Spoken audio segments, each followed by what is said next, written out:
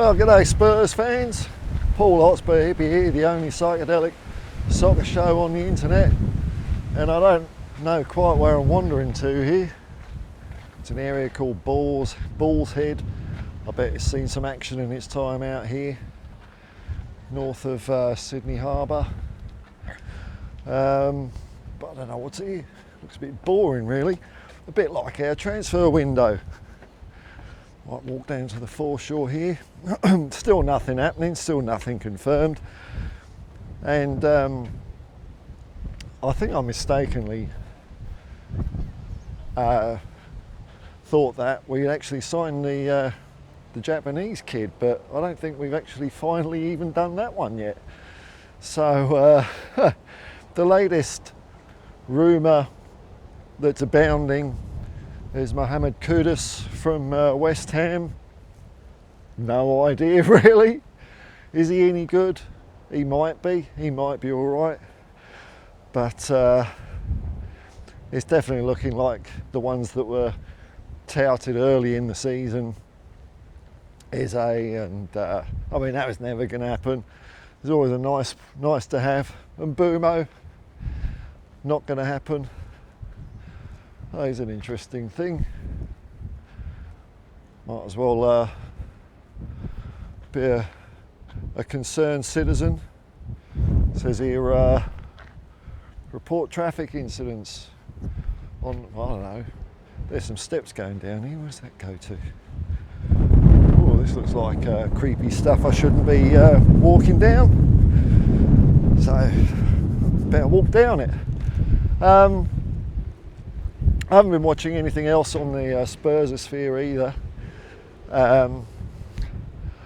I'm guessing that a fair bit of the commentary is looking over our neighbour's fence at the moment, which I'm not really fussed about doing. There's no, you can always, well, it's true in life, you can always compare yourself to someone, and depending on your frame of mind, it's very easy to look up and stare with green eyes. There's always someone doing better. There's always someone or some team somewhere better that's doing better off than you, and it's just not something I really give a toss about. I saw a headline the other day, something like Arsenal signed 3 players, but I think that was bollocks as well. So I just care about Tottenham, man. That's all I care about. I wish the owners seem to give a shit about it, but they seem a bit lacking sometimes, don't they, unfortunately.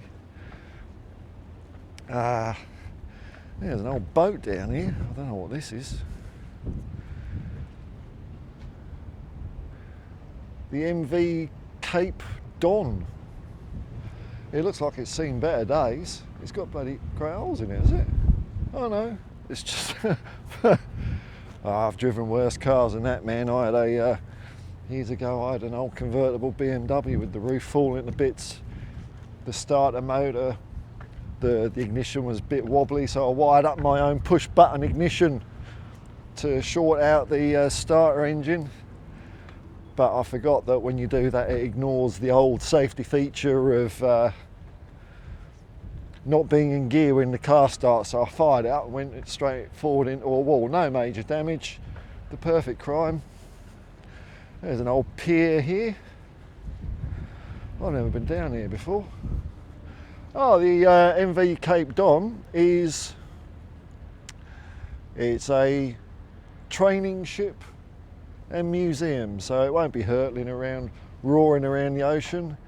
And there's an old pier, ooh, bit of urban exploration. If I had a little dinghy with me, I'd be out there lickety split. Ooh. Oh, and that's the end of this little runway. Just go back up some stairs now. God, look at all that crap down there. There's a little alternate route. I am going to forget where I've parked the car, but that's not important. So our first friendly kicks off on the 20th, which isn't far away now. Less than 3 weeks away. Good news again from, well, no, PSG haven't played again, but they're in the quarter-final, so that's good. They're being softened up. But I haven't really seen any other. I've not seen rumours about Tottenham transfers to the point where,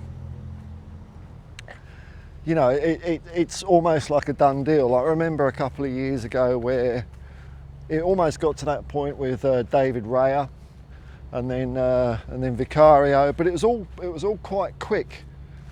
It was I think the David Raya thing dragged on for a couple of weeks, but then when Vicario happened, it was very quick. Some interesting old buildings up here. Well, when I say old, of course, I mean probably about 60 years old. It is Australia after all.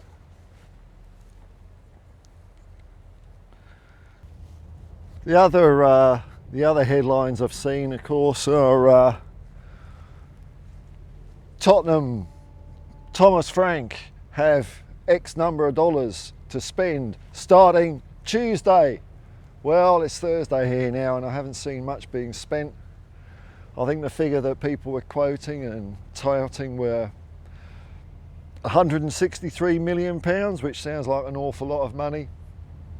And I think they were just using some sort of accounting thing, financial years. I don't know when the financial years run in the Cayman Islands or anything like that. But, I mean, according to FFP, I think we can spend even way more than that. So these figures that I'm seeing of Tottenham can spend this much, yeah, can we? Or are we just going to build a hotel car park for the casino and knocking shop next to White Hart Lane? Or is it going to go on yet another suit being hired by the club to run things and bring things into the 21st century? You know, the money I don't think is being spent the right way at the moment at Tottenham. I like that we, you know, I get it that we're diversifying and all that, but I've said this before, when's it enough? There's always one more thing. It is like Colombo, there's always one more thing that we've got to do, and then we'll be able to compete. And some other clubs have raced ahead, but they've done it with a false influx of money, and I don't really even really consider them to be fair competition, the likes of Manchester City and Chelsea. So we're not going to be as big as that. I think our owners are keeping us down. I think they have been since Irving Scholar, really. And you know, I think Thomas Frank, I said this when Ange was hired a couple of years ago, is Thomas Frank going to be starting his tenure at Tottenham with one arm tied behind his back? Now, what happened with Ange was it seemed that way, and I remember doing a video, I said that exact same thing. Is Ange starting with one arm tied behind his back? And at that time it was about the David Raya speculation. And then later on in that window, I think we got Brennan Johnson, we got Maddison, Ashley Phillips. But this year, we haven't got anyone yet. So I'm just, you know, I don't like dealing in hypotheticals and what ifs and all that sort of stuff. So I'm just gearing myself up for we're starting the season with the same bunch of players that we ended it with. Is that the end of the world? In my opinion, no. Of course, you can always improve a squad, you can always improve a team, but it ain't going to stop me enjoying the football. And if now between now and September we do sign a few players or a couple of players, then I'm going to be happier. So the reason I haven't been doing many videos at the moment, not much to talk about, and I'm using my time while there's no football to work my absolute ring off to get financially okay, so that when the friendlies start, I can easily do you know, live stream and stuff like that. But I don't want to waste your time, you know. There's nothing happening in Tottenham. I'm not going to make shit up. I'm not going to talk a load of bollocks. But I can't wait for the football to start. Only 3 weeks to go. I'm going to continue to have a little exploration around this area because I don't know if I'm supposed to be here, but we'll find out. There's no hooters or dogs or anything. Anyway, till next time, folks. Peace and love, man. Peace and love, and come on, you Spurs.